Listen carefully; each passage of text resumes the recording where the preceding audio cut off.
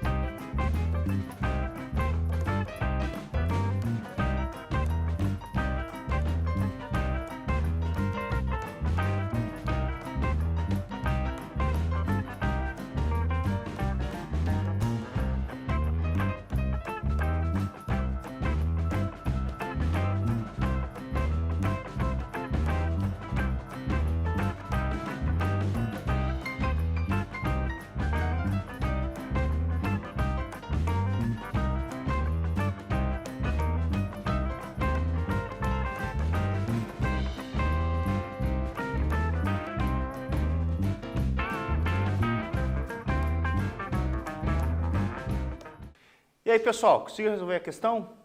Então, olha aqui, será que a vovó Jurcleide estava certa? Não, né? Ela está errada, né? Por que será que ela está errada? Será? Por que será, né? Porque a vovó Jurcleide tinha esquecido da terceira lei de Newton, né? A terceira lei de Newton, ela fala basicamente para nós, né, de que nós vamos ter uma ação uma força de reação que atua em corpos diferentes, né? Vocês já estão careca de saber disso aí, certo? Então, essa força, né, que está atuando aqui, ela atua em corpos diferentes, mas a ilusão que nós temos é de que, né, aparentemente a força ela é, né, de alguma forma distinta e aquela coisa toda lá, né, acaba sendo um pouquinho diferente, mas não é, né? O que a gente tem que lembrar que a força ela atua, né, nesses corpos diferentes, só que esses corpos diferentes, eles também têm massas diferentes, né? E aí o efeito, né, que nós temos, que seria uma possível aceleração, alguma coisa assim, depende da massa, conforme diz a segunda lei de Newton. Beleza? Então, na verdade, é só uma ilusão. Daí a gente diz que aparentemente a força é menor, né, dá sensação de uma força menor. Mas, na realidade, isso é uma mentira. Beleza? Terceira lei de Newton aqui está atuando e a vovó Euclide, ela comeu bola aqui. Gente, então, próxima questão. Um quiz aqui para a gente poder finalizar essa parte sobre a terceira lei de Newton. Um jogador de bolão dispara uma bola de modo usual. Enquanto ele impele a bola, esta tem aceleração na mesma direção e no mesmo sentido da força resultante que age na bola. Podemos julgar que essa afirmação está certa, errada ou possivelmente certa, né? Vejam, enquanto ele impele a bola, esta tem aceleração na mesma direção e no mesmo sentido da força resultante. Então a pergunta é, essa aceleração está na mesma direção e no mesmo sentido da força resultante? Essa afirmação está certa, errada ou possivelmente certa? Eu vou dar um tempinho para vocês aqui e daqui a pouco a gente responde essa questão aí. Beleza? Até mais!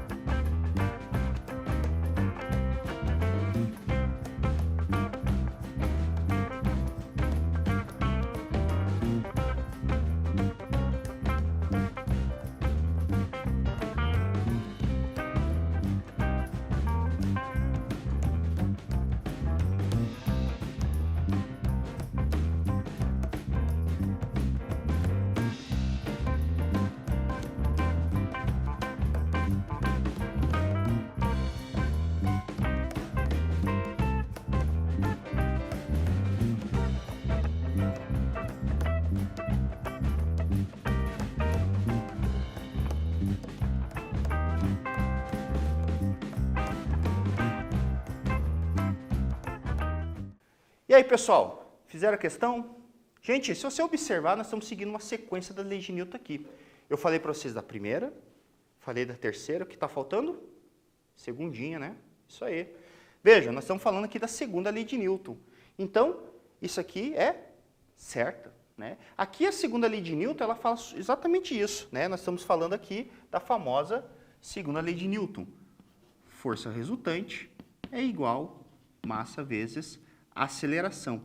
Vejam que isso aqui é um vetor, né? Então, você tem a força resultante e a aceleração, certo? Elas são grandezas vetoriais e a massa é uma grandeza escalar. Beleza? Bem tranquilinho, bem facinho, só para a gente lembrar disso aqui, né? Então, elas são relacionadas aqui dessa forma. Beleza, meus queridos? Tranquilinho? Então, nada diferente do que aquilo que a gente já estava acostumado a comentar aqui. Gente, agora vamos fazer mais um exercício aqui para a gente poder ir finalizando essas questões. Aqui. Exercício agora da UEPG, né? Uma somatória. Para aqueles que não conhecem, né, a somatória é uma questão de que você pode ter mais de uma alternativa correta, certo? E depois você só vai fazer a soma dessas alternativas corretas aqui. Beleza, meus queridos? Vamos lá, o EPG. A respeito das leis de Newton que fundamentam a mecânica, assinale o que for correto. 1. Quanto maior a massa de um corpo, maior será a sua inércia. 2. A toda força de ação corresponde a uma reação de mesma intensidade, de mesma direção e mesmo sentido. 4. O estado natural de um corpo, em repouso ou em movimento com velocidade constante, só muda quando a soma de forças que nele atuam não é nula. Ou 8. A soma das forças que atuam em um corpo é nula se ele estiver em repouso. Vejam, essa questão aqui, se vocês já conhecem, né, a UEPG ela trabalha com um sistema de somatória e essa aqui é do vestibular geral, né, ou seja, aquele vestibular de conhecimento geral, certo? Então, analise as questões, certo? Veja quais são as alternativas corretas e daqui a pouco a gente discute aí, beleza? Até daqui a pouquinho, gente.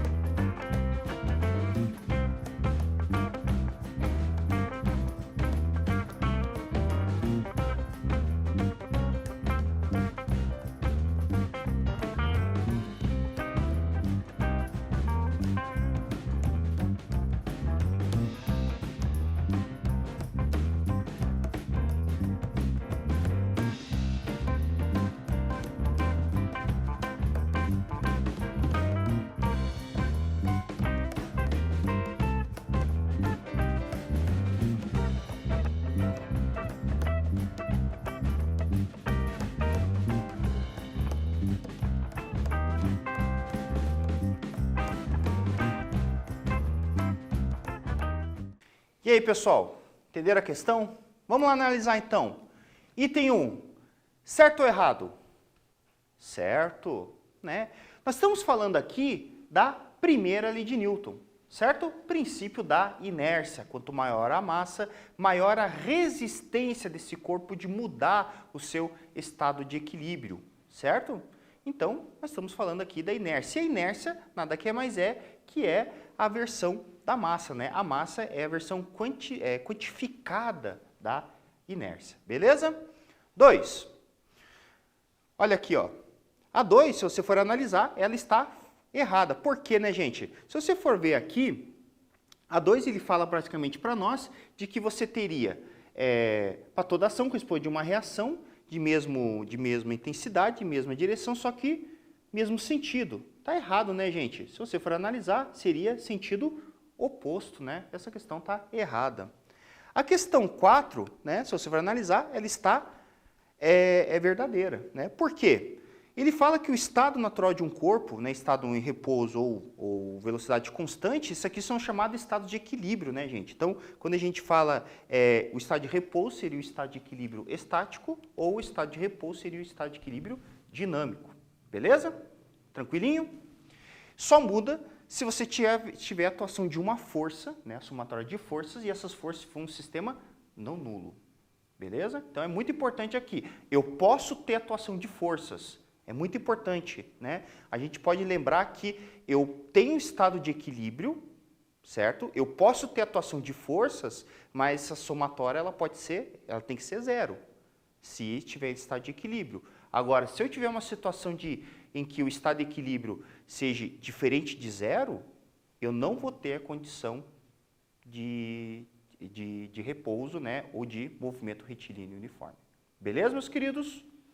E a 8, né, seria verdadeira, né? Porque a soma das forças que atuam em um corpo, nula, se ele estiver em repouso. É um estado de equilíbrio aqui que nós estamos falando.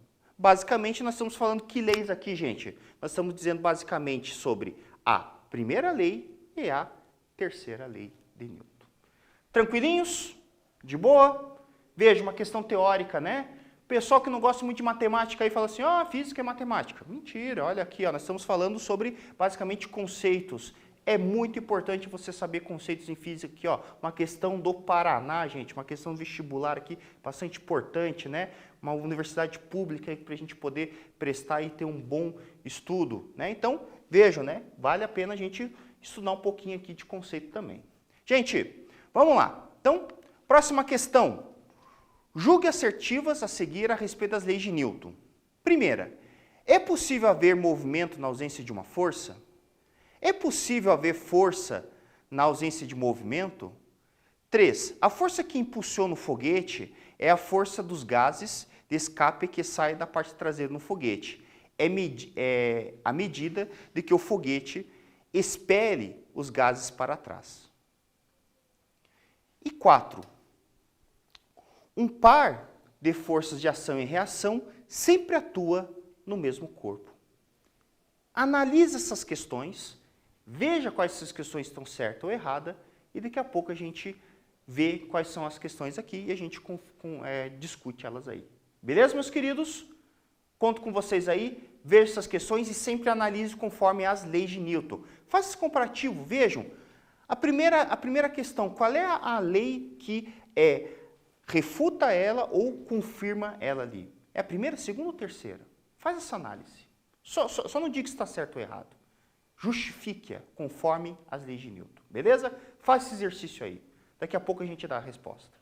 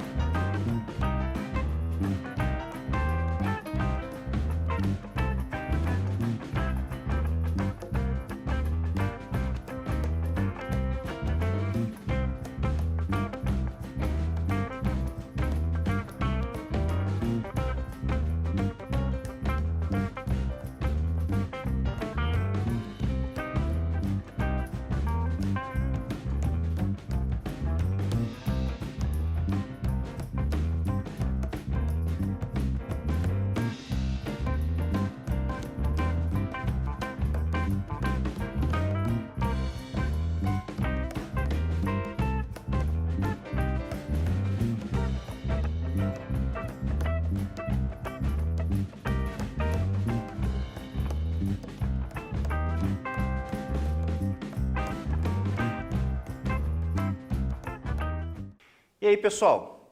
Fizeram? Acertaram? Não caíram em uma pegadinha? Essa questão tá fácil, né? Tô ligado. Vamos lá, a primeira, verdadeira ou falsa? Qual lei que dá sustentação teórica para ela? Primeira, verdadeira, né?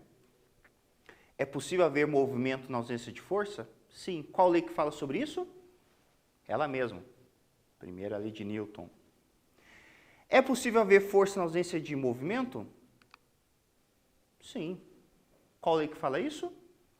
Primeira lei de Newton. Ela mesma, primeira, né? Malandra da primeira lei. A terceira, as forças que atuam sobre o movimento de um foguete. Qual a lei que rege isso? Terceira lei, né? Verdadeira. E essa aqui, o par de ação e reação sempre atua no mesmo corpo. Nossa, aqui eu já falei trocentas mil vezes para vocês, né? Vocês devem estar careca de saber, né? Perderam tantos cabelos quanto eu aqui, por exemplo, né? Então vejam, com certeza, falsa, né? Então vejam, nós estamos falando que leis aqui? Primeira e terceira novamente. Tranquilo, meus queridos? Entender a questão? Veja como é importante vocês saberem as leis que estão envolvidas aqui nesse processo. Tranquilo, meus queridos? Então, vamos lá. E agora nós vamos começar aqui a falar sobre o último exercício, né? Esse aqui é do bom. Esse aqui tem que ter sangue nos olhos, hein? É importante, ó, sangue nos olhos, hein?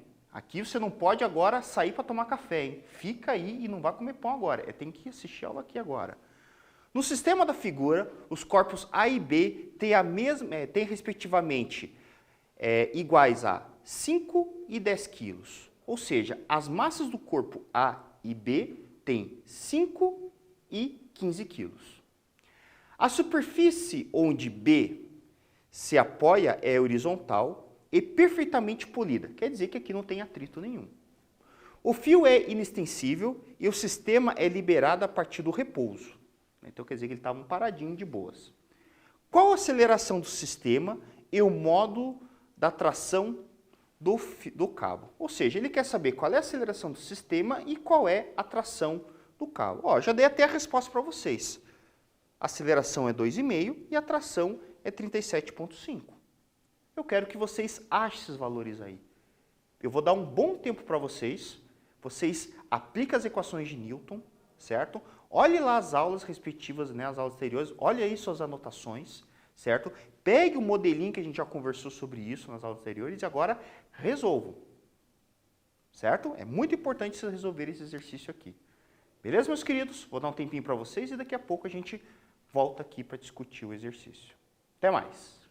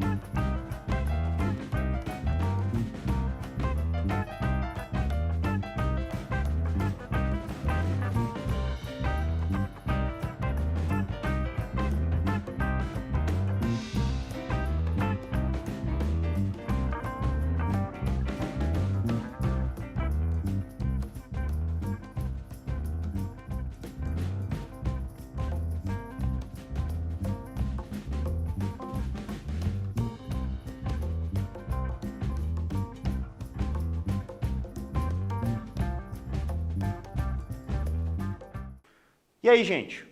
Conseguiram? Ficaram com dúvida? Possivelmente você estava assim, pá, não entendi nada, professor, estou meio encabulado com esse negócio aqui. Gente, o segredo da questão é você ter organização, sabe? É muito importante. Você gasta um tempinho na organização do teu estudo e você ganha, né, na questão da execução da sua questão. Então, assim, tem que organizar os passos, tá? A primeira coisa que a gente tem que fazer, tá, é você ter o famoso diagrama de forças.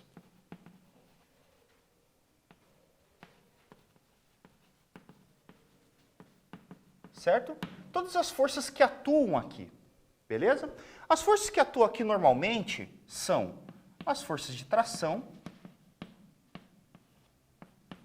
peso,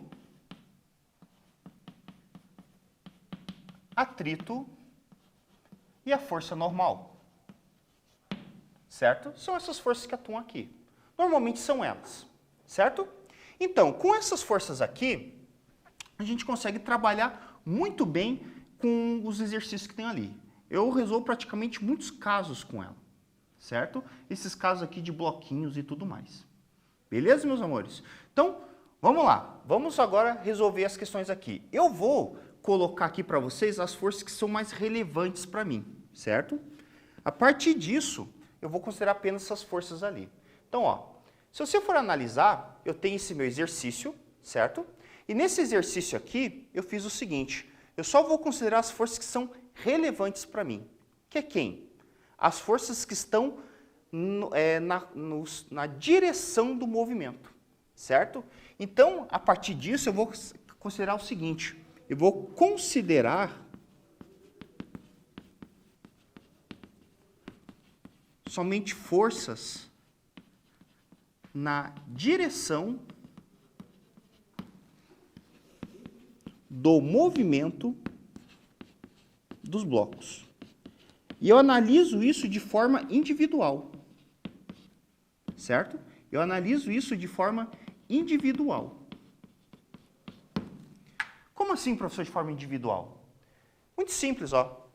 Eu tenho aqui, ó, esse bloco aqui se movimenta na vertical, então eu só vou analisar forças na vertical. O bloco B se movimenta na horizontal, então eu só vou considerar forças na horizontal. Muito simples. Então eu vou considerar, por exemplo, a tração, que é uma força horizontal nesse caso, e a tração e o peso, que é uma força na vertical do bloco A. Certo? Depois disso, o que eu vou fazer? Eu vou montar a equação delas ali. Como é que é montar a equação? É muito simples. Eu vou fazer o seguinte, eu vou aplicar a segunda lei de Newton para cada bloco. Para cada um deles ali. Certo? É muito simples. Isso aí. Eu vou simplesmente fazer isso. Eu vou aplicar a equação para cada um deles ali. E foi o que eu fiz. Vejam. A tração que atua no bloco B, certo? É a única força que está atuando aqui, a massa do B vezes a aceleração. O peso do A, a tração atua aqui sobre ele, massa do A vezes a aceleração. Certo? Simplesmente isso aqui. Jogo de sinais, gente. Funciona da seguinte forma. O que está a favor do movimento, eu vou estar classificando como positivo, e o que está contra o movimento, estou classificando como negativo. Vejam, esse bloco A ele vai descer, o bloco B vem para a esquerda. Então, como essa tração está para a esquerda, positiva. Como a tração está subindo e o bloco A está descendo, negativa. Como o peso do A está para baixo e o movimento do A está para baixo, positivo. E agora, gente, o que eu faço? Substituo os valores. Olha lá, ó, substituir os valores. Tá vendo que eu estou fazendo toda uma sequência? Substituindo, ó, olha lá, substituir os valores, certo? Depois, somo. Uma forma de resolver isso aqui é somar. Eu somo as duas equações. Ó, somei as duas equações, certo? Tem a substitutiva delas aqui. Então, nós vamos ter o seguinte, substituindo esses valores aqui, nós vamos ter a aceleração, e a partir dessa aceleração, né, desse valor aqui, nós vamos ter a aceleração do sistema. Beleza? Em cima dessa aceleração aqui que a gente achou, certo? Nós podemos fazer o seguinte. Com essa aceleração, certo? Você simplesmente vai fazer o seguinte, substitui essa aceleração em uma das equações, certo? Simplesmente isso, substituir a aceleração em uma das equações. Substituindo a equação em uma das acelerações, você tem a tração que a gente acabou de achar. Pronto, 37,5. Você pode substituir, inclusive, na outra equação, que você vai achar o mesmo valor. Beleza? Tranquilo? É substituir equações, tá? Beleza, meus queridos? E finalizamos a nossa aula por aqui, gente. Pessoal, não esqueça de fazer suas atividades aí no Classroom e daqui a pouco, né, vocês não esqueçam de fazer e refaça esse exercício que é muito importante aí, meus queridos. Até mais aí e bons estudos!